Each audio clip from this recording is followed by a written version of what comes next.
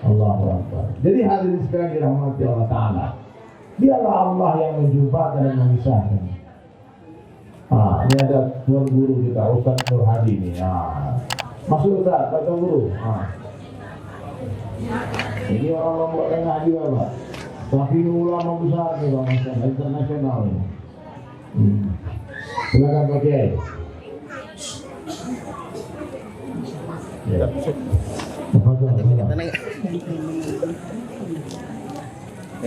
Jadi hadirin sekalian dirahmati Allah Subhanahu wa taala, yakin tidak ada yang bisa menghidupkan selain Allah dan tidak ada yang bisa mematikan selain Allah.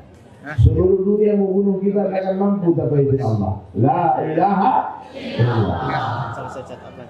Seluruh manusia kemudian bekerja sama dengan jin, bekerja sama dengan malaikat, bekerja sama dengan virus corona, COVID-19, macam-macam namanya. Tidak bunuh satu orang, tidak akan mampu tanpa izin Allah. Jadi ibu nggak usah takut mati. Takut mati, nggak takut mati. Ingat mati, nggak ingat mati. Siapa yang mematikan? Allah. Kurang kompak suaranya. Siapa yang mematikan? Allah. Virus bisa nggak? Betul. Terus kenapa pakai masker kemarin? Oh, di kampung nggak ada masker. Kenapa pakai masker?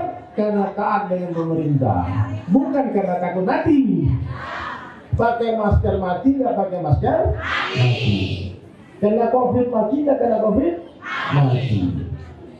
Jadi kalau kita menjaga kesehatan kita mengatur. Kalau kemarin diaturkan di masjid begini, di pengajian begini, nggak boleh pergi haji, nggak boleh pergi umrah, dan kita bersabar. Ini ujian dari Allah. Jadi kemarin pandemi itu adalah ujian iman. Ada yang datangnya corona semakin dekat dengan Allah, ada yang dengan datangnya corona semakin jauh dari Allah. Semua juga semakin mendekat kepada Allah. Amin.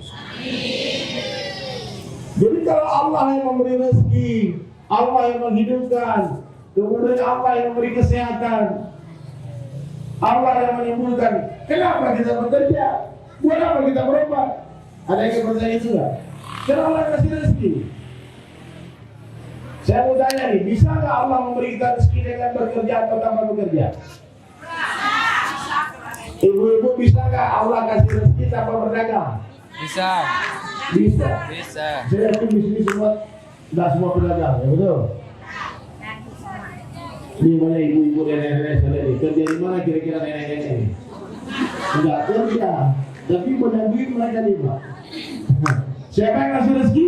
Allah. Bekerja hadirin mulia itu sunnah Rasulullah SAW. Tidak ada hubungannya pekerjaan dengan rezeki. Tidak ada hubungannya buah-buahan dengan perkebunan. Ibu kalau minta buah sama Allah, minta buah saja, ya Allah minta buah dong. Bukan minta kebun, enggak. Allah yang minta pengen buah, tapi minta kebun. Akhirnya dikasih kebun, nggak ada buahnya. Lagi. Kalau anaknya sakit, doanya jangan minta duit, minta sembuh. Bisa nggak Allah menyembuhkan dengan obat atau tanpa obat? Bisa. Dua orang sakitnya sama, pergi ke dokter yang sama, makan obat yang sama, umurnya pun sama, satu sembuh, satu mati. Siapa yang menyembuhkan? Siapa yang mematikan? Meninggalkan asbab haram, yakin kepada asbab syirik. Paham Bu? Bagaimana kaidahnya orang beriman hidupnya? Semakin sungguh-sungguh kita bekerja, semakin yakin kita Allah yang memberi rezeki. Semakin sungguh-sungguh kita berobat, semakin yakin kita Allah yang menyembuhkan. Meninggalkan asbab haram, yakin kepada asbab syirik.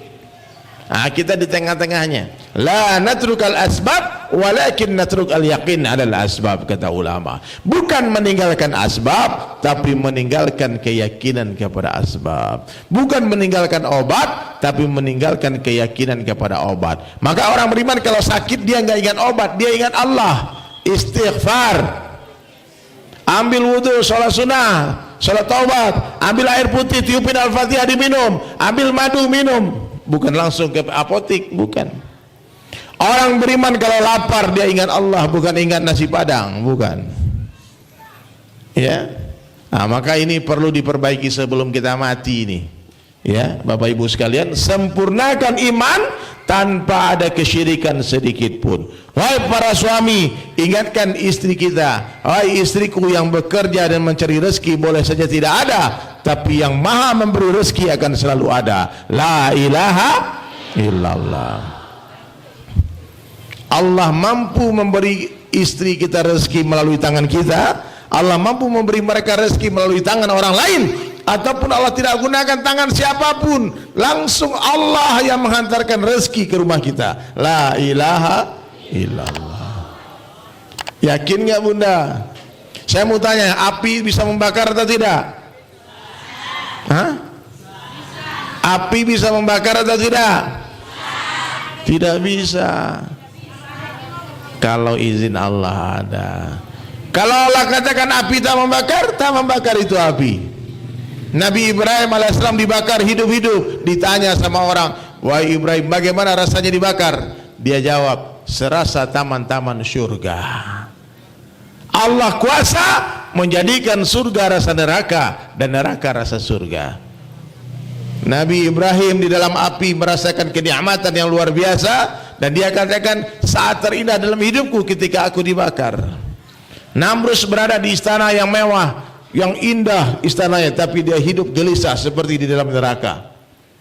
Makanya hadirin sekalian, apa saja yang Allah kehendaki terjadi pasti akan terjadi, apa saja yang Allah kehendaki tidak terjadi tidak akan terjadi. La ilaha illallah. Dalam satu hari diskusi pun Allah menjelaskan, sekiranya kalian semua mendapatkan aku, kata Allah, kalian akan dapatkan segala-galanya. Tapi apabila kalian kehilangan aku, kalian akan kehilangan segala-galanya. Jadi ibu-ibu nggak usah takut bu. Nanti kalau suamiku mati gimana? Ya nggak apa-apa. Iya pak. Nangis paling sebentar, habis itu lupa. Apalagi datang yang lebih ganteng lagi, I love you katanya. Lupa tuh yang mati itu. Iya Pak Kiai ya. Ada ibu-ibu gaya kali dia, pokoknya aku mau ikut mati. Di kuburan teriak-teriak mau masuk kubur. Ditahan sama anak, jangan bunda, aku mau ikut ayahmu. Ustadz pun panik, ini Ustadz panik, ini ibu ini mau masuk kubur sama suaminya.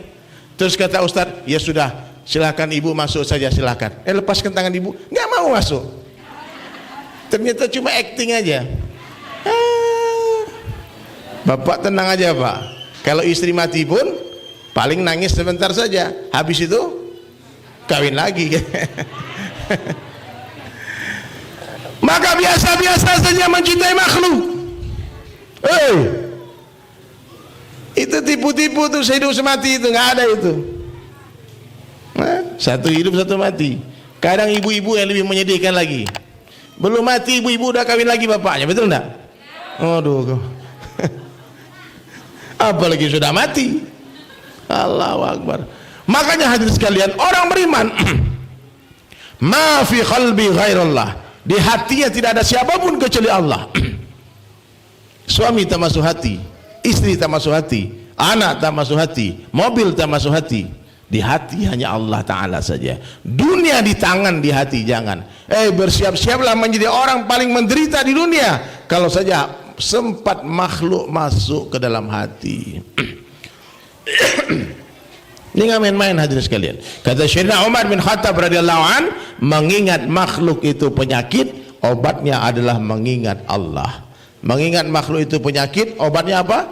Mengingat Allah. Allahu Akbar. Ini audio siapa nih? Tadinya saya nggak mau ceramah nih, tiba-tiba naik iman. Naik iman, Tuan Guru Nur Hadi datang. Naik imanku langsung. Jadi hadirin sekalian dirahmati Allah Ta'ala, Nabi mengajarkan kita dalam satu hadis, jaddidu imanakum.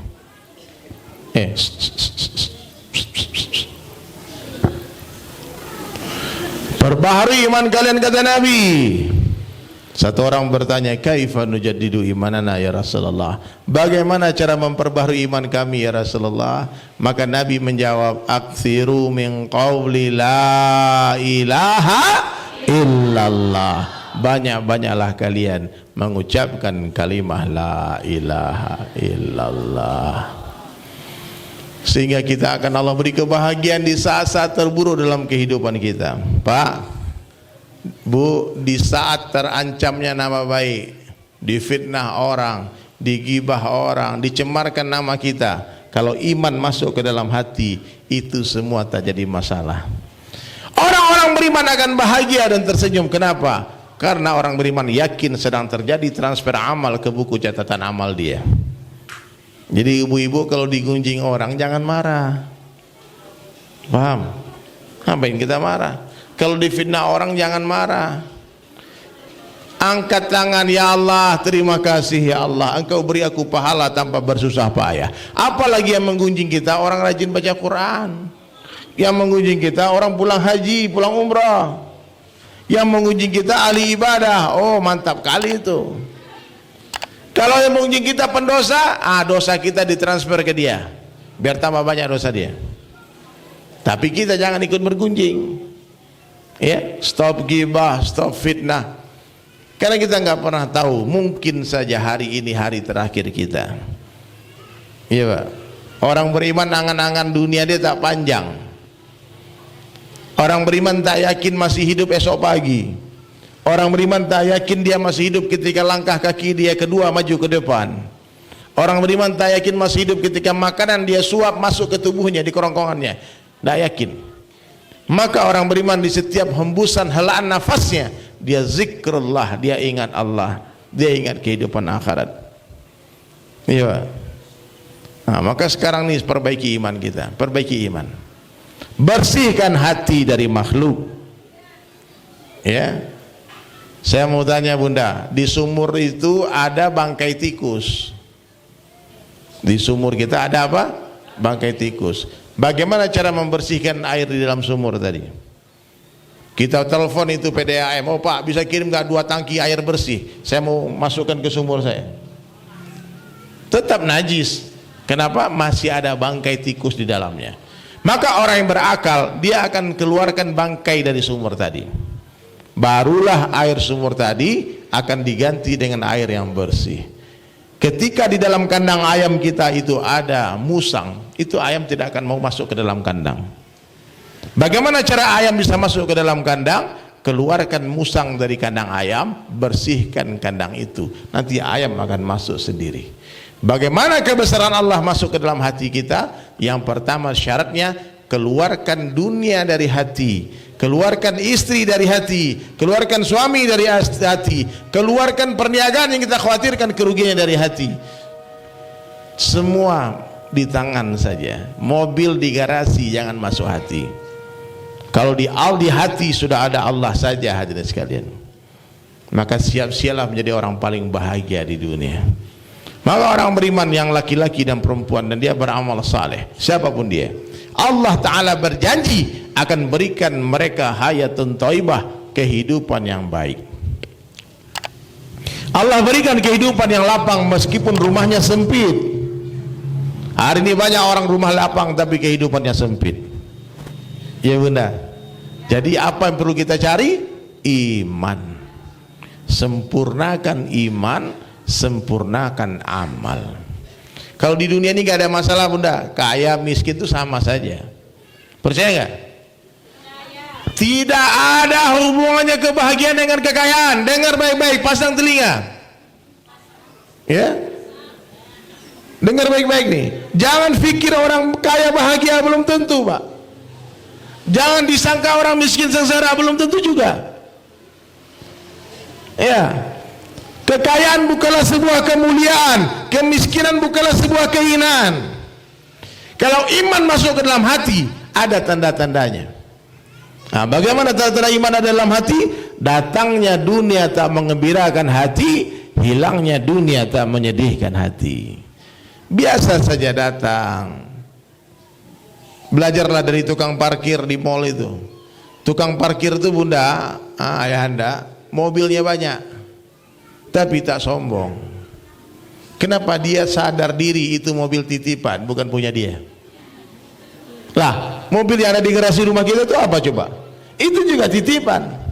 Siapa yang punya? Allah. Allah bisa ambil tuh mobil kapan saja. Ketika mobil tadi pun hilang satu persatu, perhatikan wajah tukang parkir, tak ada kesedihan, santai saja. Maka tanda-tanda iman itu apa? Datangnya dunia tak mengembirakan hati, hilangnya dunia tak menyedihkan hati. Dan tanda-tanda orang yang sempurna imannya apa? Datangnya dunia mengkhawatirkan hatinya, dan hilangnya dunia menyenangkan hatinya. Jadi orang beriman tuh keinginannya hebat, nggak masuk akal bunda. Cita-cita orang beriman ini bukan kaya tapi miskin. Nah ini boleh nggak disampaikan nih Pak Kiai? Agak berat nih pengajian kita nih. Kenapa? Karena harta yang halal akan dihisap, yang haram akan diazab. Kira-kira mana yang lebih bahagia, orang miskin dan orang kaya coba? Miskin. Nah ini yang miskin bilang yang miskin. Nih sama-sama beriman. Orang kayanya beriman, orang miskinnya beriman. Mana yang lebih bahagia coba? Orang kaya beriman. Saya mau tanya, orang kaya itu makannya berapa piring? Orang miskin sama orang kaya kira-kira banyakan mana makannya? Sama, tapi kalau saya survei banyakan yang miskin makannya Pak. Orang kaya itu banyak yang nggak boleh dia makan. Jangan makan ini kata dokternya, jangan makan ini bapak. Orang miskin semua dihantam aja, tidak ada masalah. Ya, orang kaya yang kita bilang orang kaya itu adalah orang yang memiliki makanan yang banyak yang tak pernah mereka makan, hanya mereka lihat-lihat saja. Orang kaya yang kita akan katakan kaya itu adalah orang yang memiliki rumah yang besar yang tak pernah mereka kunjungi, nggak pernah mereka tempati. Rumahnya banyak tapi nggak pernah dia datangi. Seluas apapun rumah kita yang kita perlukan, seluas punggung saja. Iya. Orang kaya yang kita akan katakan kaya itu adalah orang yang memiliki kendaraan banyak yang nggak pernah mereka tunggangi. Ya. Ada orang kaya teman kita punya mobil mewah, taruhlah mereknya Alphard. Lalu dia panggil kita yang miskin, bro, ayo ikut naik mobilku. Nah, coba bayangkan, ibu bapak naik mobil Alphard. Yang pernah naik mobil apa tahu rasanya? Kira-kira yang menikmati mobil itu siapa? Orang kaya apa orang miskin yang nebeng tadi?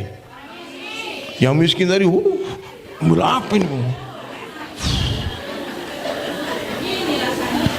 Mantap kali, masya Allah, masya Allah, mobilnya bagus sekali. Yang punya mobil panik, mikir karena tanggal 1 cicilan masuk. Betul nggak?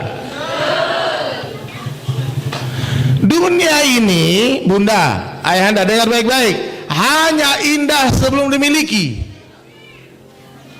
Dunia ini hanya indah sebelum dimiliki. Kalau sudah dimiliki biasa-biasa saja. Iya. Maka mungkin lebih baik tak usah dimiliki, biar indah terus nampaknya. Ya, dunia ini hanya indah sebelum dimiliki. Kalau sudah punya biasa-biasa saja. Saya dulu nggak punya mobil itu yang saya sebut tadi, nggak punya. Oh kayaknya keren kali kalau punya mobil itu ya. Tiba-tiba Allah hantarkan orang ngasih mobil Alphard Velfire, dikasih. Istri saya bilang, wah ini nggak cocok mobil ini buat kita, Wi. Kenapa? Kita nggak punya duit, mobilnya Velfire Alphard, pulangkan lagi. Kemudian kami datang ke orang yang memberikan mobil tadi, pulangkan mobil tadi. Yang memberikan tadi ngotot Pak, nggak mau. Dia bilang, Ustadz pakai saja mobil ini. Akhirnya sudah 1 tahun dipakai, 2 tahun dipakai, masih bagus tuh mobil sekarang. Dan Allah hantar lagi satu mobil sederhana, yang lebih sederhana. Harganya 1/3 mobil Alphard itu, mungkin 1/4. Tapi ternyata Allah berikan kenikmatan di mobil yang sederhana tadi. Ibu kalau mau tahu mobil Alphard yang mewah itu, sampai hari ini saya nggak tahu di mana mobil itu, siapa yang pakai. Saya taruh, terus orang saya kan ada kunci yang mau pakai. Tidak sewa-sewakan. Kalau saya pergi konvoi dakwah, yang naik mobil itu bukan saya Pak, tapi staf-staf saya. Saya naik mobil sederhana itu. Kenapa? Kenikmatan ada dalam kesederhanaan. Ya. Jangan dipikir naik mobil mewah bahagia, belum tentu. Ya. Kalau naik mobil mewah Pak, itu beda Pak. Kita nggak punya duit nih, ngasih parkir 2.000 Pak, diludahin orang kita Pak. Pak, duit kita nggak ada. Kalau mobil mewah itu parkirnya 50.000 Pak. Nah, ini baru orang kaya top nih bos nih. Nah, makanya simple life, simple problem. Rasulullah datang ke dunia ini mengajarkan umatnya untuk hidup sederhana. Silakan jadi orang kaya, tapi nggak usah bermewah-mewahan. Makan sederhana, pakaian sederhana. Ibu nggak usah banyak-banyak baju, Bu. Baju nggak apa-apa. Biar ibu-ibu ini nggak malu, mohon maaf ya, biar nggak malu pakai baju itu aja. Makanya sunnah pakaian perempuan ini, mohon maaf ibu, bukan ibu salah pakai baju warna-warni ya. Diarahkan sama Nabi itu, dulu sahabiah kalau keluar rumah, mereka seperti gerombolan gagak hitam. Maaf Bu ya, kalau ibu-ibu pakai baju hitam-hitam Bu, berhenti kontes kecantikan. Orang nggak akan bilang bajumu itu aja. Orang baju saya hitam semua, meskipun cuma 2 bajunya. Oh, baju dia hitam semua memang. Tapi kalau baju kita punya desain Pak, Bu, hari ini datang ke kondangan pakai baju warna hijau, ke kondangan berikut pakai ini lagi, malu Bu. Ya. Nah, maka perempuan ini hadirin mulia, sederhanakan kehidupannya. Bapak-bapak juga begitu. Maaf nih, rusaknya wanita karena rusaknya laki-laki. Rusaknya laki-laki karena rusaknya wanita. Kita ini saling tergantung. Makanya Pak Ustadz, Pak Kiai, di Cina kalau ada pejabat-pejabat negara mereka yang korupsi, yang dihukum mati bukan hanya dia, tapi istrinya pun dihukum mati. Karena hampir semua laki-laki ini mencuri gara-gara istrinya yang cinta dunia. Orang kalau korupsi itu Pak pasti ada minta aneh-aneh istri, di luar kemampuan suaminya. Maka ibu-ibu datang, kalau suami datang memberikan nafkah, tanya, dari mana ini Bang? Halal nggak ini uang? Uang apa yang abang kasih ke kami? Supaya anak-anak kita bisa menjadi anak-anak yang saleh dan salehah, penghafal Quran. Ya, jadi hadirin sekalian, sederhanakan kehidupan kita, sederhanalah masalah kita. Ya. Dan ibu-ibu tinggal di kampung yang begitu indah, di Lombok ini indah, Lombok ini sudah mendunia sekarang. Lombok sudah mendunia. Allahu Akbar. Motor superbike, oh, satu dunia datang ke sini. Pulau-pulau yang ada di Lombok itu satu dunia datang ke sini. Tapi hati-hati juga Pak, saya mengingatkan nih, Lombok ini dikenal sebagai pulau 1000 masjid, mungkin 1.000.000 masjid. Tapi minta maaf, saya berjalan di pesisir pantai di Lombok ini Pak, sudah banyak juga bule-bule yang berjemur seperti Bali Pak. Ini hati-hati benar. Kalau Bali mereka bermaksiat, tidak ada masalah, karena mereka majoritinya non muslim. Dunia jannatul kafir. Tapi kalau orang Lombok ikut-ikut bermaksiat Pak, ini goyang terus bumi Pak. Karena orang beriman ini, orang soleh ini bermaksiat berbeda dengan orang yang tidak berilmu. Orang alim bermaksiat berbeda dengan orang bodoh yang bermaksiat. Kalau orang-orang alim nih, ustadz bermaksiat, azabnya disegerakan di dunia. Azabnya disegerakan di dunia karena Allah sayang, Allah tidak mau kita diazab di akhirat. Maka jangan heran, kemarin juga ada bencana banjir di Batu Layar ya. Itu sekarang gunung meletus di Palu, di Aceh, itu tempat-tempat gudang-gudang ulama semua Pak. Di tempat gudang-gudangnya ilmu, gudang-gudangnya orang soleh, pesantren. Kita tak boleh bermaksiat di dunia. Kenapa? Memang dunia bukan untuk bersenang-senang. Coba jawab, apa beda dunia dengan akhirat? Coba angkat tangan, siapa yang bisa jawab? Dunia sementara, akhirat selama-lamanya. Pak, ada standing mic gak Pak? Ada, saya mau nyanyi nih. Ini requestnya Pak Kiai ini. Sebetulnya kalau suruh nyanyi ini saya nanya Pak Wani Piro. Tapi di sini saya menghibur hari ini insya Allah ya. Boleh, mana ada standing mic gak? Hah?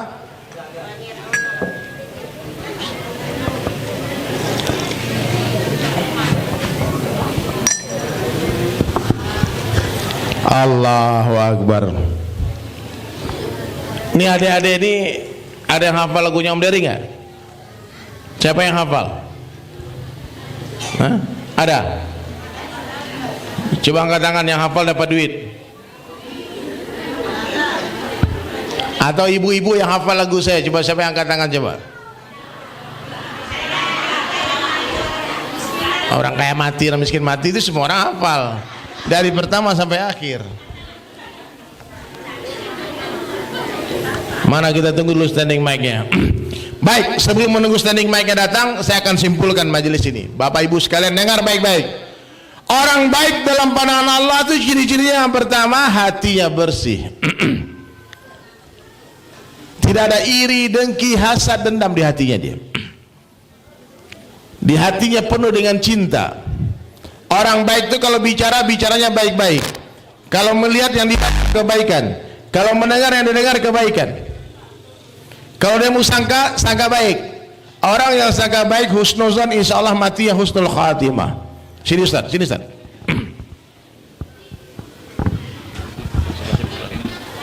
Saya sebelah sini.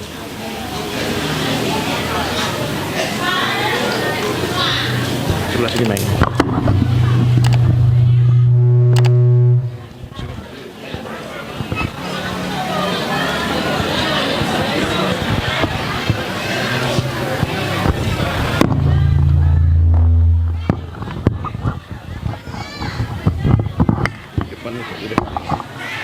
Di depan lebih mana?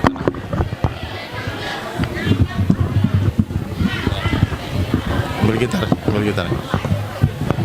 Gitar ya.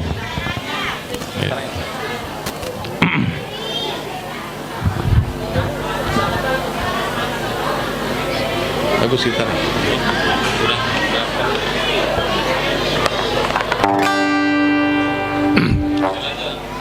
Kabel apa-apa ya.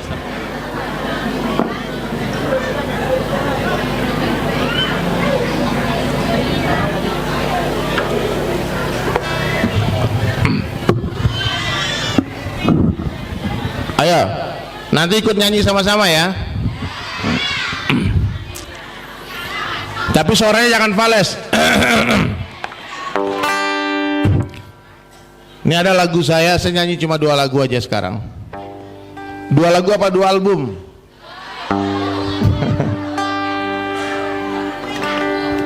Bersyukurlah atas segala apa yang kita dapatkan, karena semuanya begitu indah. Bersabarlah atas segala musibah yang menghampiri, karena semuanya tak akan lama. Sedih sementara, bahagia sementara, sakit sementara, sehat miskin. Kok fales ya suaranya? Sementara.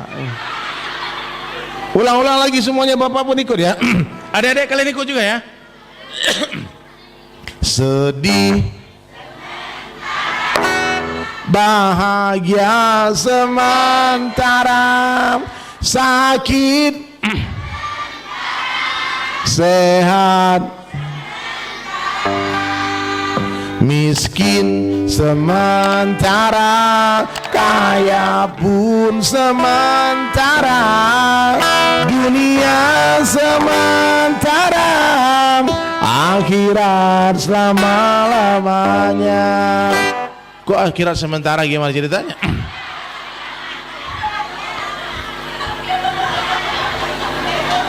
Dunia sementara, akhirat sementara, terus yang selama-lamanya di mana?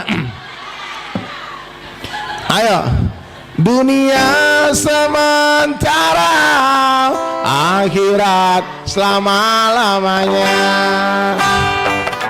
Berharaplah hanya kepada Allah yang maha segalanya. yakinkan hati hanya kepadanya. Dunia ini tempat meninggal, bukanlah tempat kita tinggal. Kita semua kan kembali padanya. Sedih, bahagia,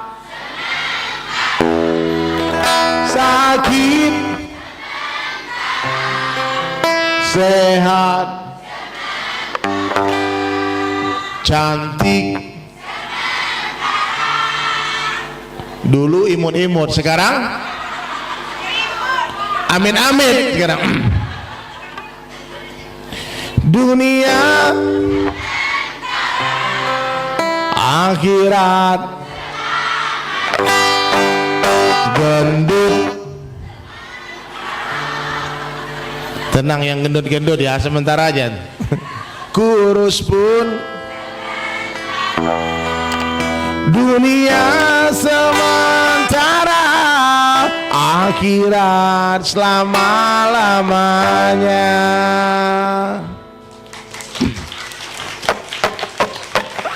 Baik, ini lagu kedua. Habis ini saya pulang ya, izin ya, karena malam ini saya ada acara lagi di Mataram. Saya pengen lama-lama di sini sebetulnya nih. Mudah-mudahan nanti bisa jumpa lagi, amin. Jadi ibu-ibu, sebelum saya nyanyi lagu terakhir, jadi orang baik tadi hatinya baik, hatinya bersih. Yang kedua amalannya ikut sunnah Nabi. Minum tangan apa? Betul. Minum tangan kiri, cara minumnya syaitan. Masuk masjid kaki apa? Keluar masjid? Masuk WC? Keluar? Boleh nggak masuk WC kaki dua-duanya langsung?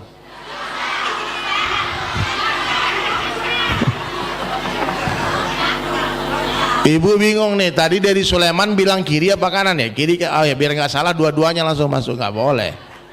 Bapak-bapak, mohon maaf, buang air kecil berdiri apa jongkok? Berdiri apa jongkok? Kenapa berdiri? Ya. Ini buat bapak-bapak aja, ibu-ibu nggak ada yang berdiri. Bapak-bapak ini nakal. Kadang di bawah-bawah pohon berbuah nggak boleh, di lubang-lubang semut nggak boleh Pak. Bagi kita itu kencing, tapi bagi semut tsunami itu Pak. Ya, kadang dicari mana lubangnya.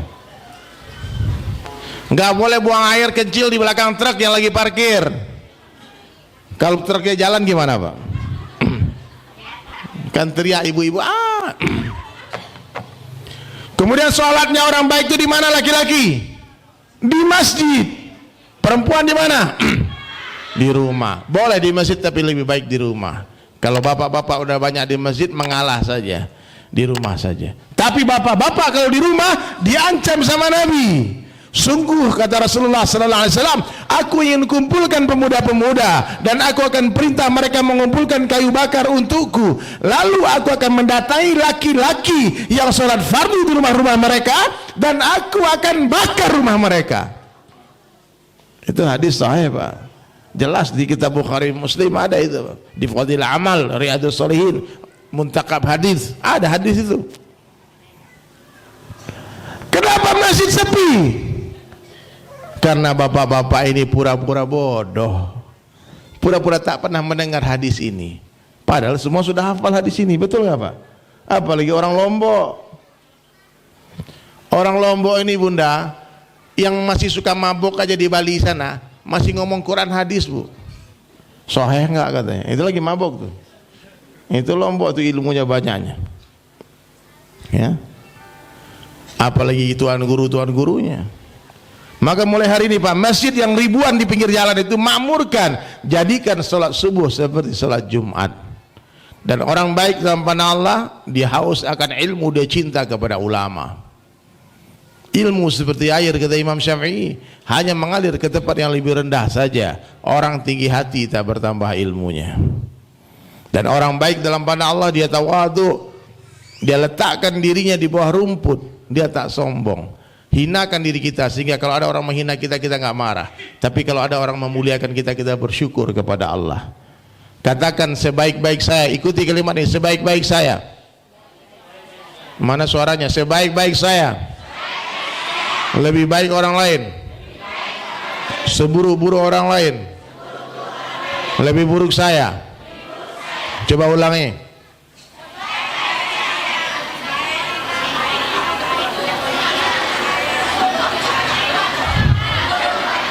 Gak benar nih mama ini nih. Seburuk-buruk saya, sebaik-baik saya, lebih baik seburuk-buruk. Apa kata ibu tadi? Seburuk-buruk saya, lebih buruk orang lain. Gak begitu. Sebaik-baik saya, lebih baik orang lain, seburuk-buruk orang lain, lebih buruk saya. Lalu ikhlas, dan yang terakhir, banyak-banyak ingat mati. Tak ada yang pasti di dunia selain mati. Capres belum tentu jadi presiden, betul? Cagup belum tentu jadi gubernur. Cabut belum tentu jadi bupati. Tapi kalau camat gimana? Calon mati pasti mati. Orang kaya, orang miskin, raja-raja, rakyat biasa. Orang kaya, orang miskin, raja-raja, rakyat biasa. Yang di belakang, yang di samping, yang di tengah, yang ceramah. Nah, kurang ajar nih jamaah ya. Giliran yang ceramahnya lebih keras matinya, gimana Pak? Wahai manusia, jangan engkau tertipu daya oleh dunia yang fana, sebagai tempat ujian bagi kita. Dunia sementara, akhirat selama-lamanya. Orang kaya, orang miskin, raja-raja, rakyat biasa, semua pergi menghadapi ilahi. Dunia yang dicari, tak ada yang berarti. Perkara yang paling penting dalam kehidupan manusia adalah perkara iman. Iman itu lebih penting daripada duit, rumah, dan kendaraan. Saat orang mati nggak punya duit, Allah nggak marah. Mati nggak punya rumah pun nggak masalah. Tapi kalau mati nggak punya iman, itu masalah. Harga iman dalam pandangan Allah Subhanahu Wa Taala sebesar darah, itu Allah Taala hargai dengan surga yang luasnya 10 kali lipat dunia. Makanya kita semua wajib mengusahakan iman kita. Bagaimana caranya? Nabi Sallallahu Alaihi Wasallam berkata hadis, jaddidu imanakum. Kaifa nujaddidu imanana ya Rasulullah? Aghfiru min qawli la ilaha illallah. Wahai manusia, jangan engkau tertipu daya oleh dunia yang fana, sebagai tempat ujian bagi kita. Dunia sementara, akhirat selama-lamanya. Semua teriak mati yang keras ya. Yang gak ikut teriak mati, mati duluan. Orang kaya, orang miskin, raja-raja, rakyat biasa. Orang kaya, orang miskin, raja-raja, rakyat biasa. Orang kaya mati, orang miskin mati, raja-raja mati, rakyat biasa mati. Semua pergi menghadap ilahi. Dunia yang dicari, tak ada yang berarti. Dunia yang dicari, takkan dibawa mati. Tepuk tangan yang meriah insyaallah buat semuanya yang terlibat di acara ini. Baik, itu dari saya. Sekurus-kurusnya ikan pasti ada dagingnya, segemuk-gemuknya ikan pasti ada tulangnya. Ambil dagingnya, buang tulangnya. Ambil yang baik, buang yang buruk. Ambil yang jernih, buang yang keruh. Wabillahi taufiq wal hidayah. Assalamualaikum warahmatullahi wabarakatuh. Kita tutup dengan doa kafaratul majlis. Subhanallah wa bihamdi, subhanakallah wa bihamdika, asyhadu an la ilaha illa anta, astaghfiruka wa atubu ilaik.